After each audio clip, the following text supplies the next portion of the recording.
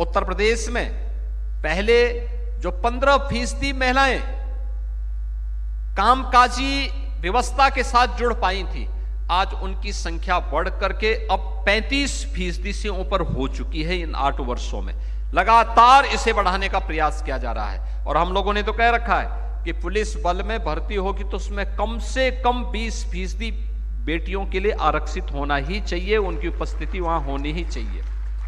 और आज उसका परिणाम हमारे सामने दिखाई दे रहा है। मिशन शक्ति का अभियान भी उसी श्रृंखला का एक हिस्सा है। धर्म पर आधारित कोई भी व्यवस्था न्याय का कारण भी बनेगा और आत्मनिर्भरता और सशक्तिकरण का भी माध्यम बनेगा। देवी अहिल्याबाई होलकर के द्वारा जो भाव अपनी शासन व्यवस्था को चलाते समय रखा गया था, वह आज डबल इंजन की इन सरकारों के कार्य पद्धति से देखा जा सकता है, समझा जा सकता है। कार्यशाला का उद्देश्य भी इसी भाव के साथ आगे बढ़ाने का है। एक व्यापक जनसंपर्क का कार्यक्रम, हर एक जगह हम जाएं, छोटी छोटी गोष्ठियां करें। महापुरुष की स्मृति दिवस, ये 300वां उनका जन्म शताब्दी वर्ष है। 31 मई 2025 महारानी अहिल्याबाई होलकर का 300वीं जन्म जयंती का कार्यक्रम होगा। 21 से लेकर के 31 तक उनका पुण्य स्मरण हमें विभिन्न कार्यक्रमों और जनसंवाद कार्यक्रम के माध्यम से करना है। इन कार्यक्रमों के बहाने केंद्र और राज्य सरकार की महिला सशक्तिकरण और महिला स्वावलंबन के लिए किए गए कार्यक्रमों को अलग अलग प्रकार से रेखांकित करने के लिए, क्या जो शौचालय बने, 12 करोड़ शौचालय देश के अंदर बने, क्या ये महिला सशक्तिकरण का आधार नहीं था? 80 करोड़ लोगों को फ्री में राशन की सुविधा का लाभ देने की व्यवस्था हुई, क्या यह महिला सशक्तिकरण का आधार नहीं? क्योंकि गृहस्थी का संचालन तो एक नारी करती है, उसको पता है कैसे घर चलाना है। आयुष्मान भारत के माध्यम से जिन 50 करोड़ लोगों को देश के अंदर स्वास्थ्य की सुविधा का लाभ प्राप्त हो रहा है, यह महिला सशक्तिकरण का उदाहरण है। 12 करोड़ परिवारों को उज्ज्वला योजना के अंतर्गत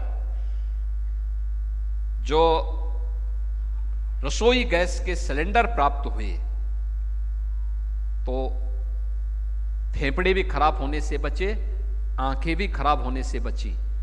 यह भी महिला सशक्तिकरण का एक उदाहरण है। और यही नहीं, यानी यह श्रृंखला केवल यहीं पे थमती नहीं है।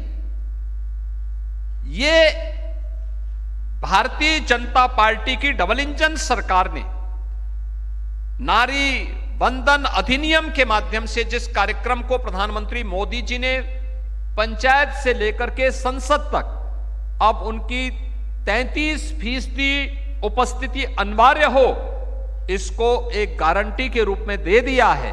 ये गारंटी उसी श्रृंखला का हिस्सा है कि आधी आबादी आज जीवन के प्रत्येक क्षेत्र में, वह ग्राम प्रधान हो या देश की संसद में,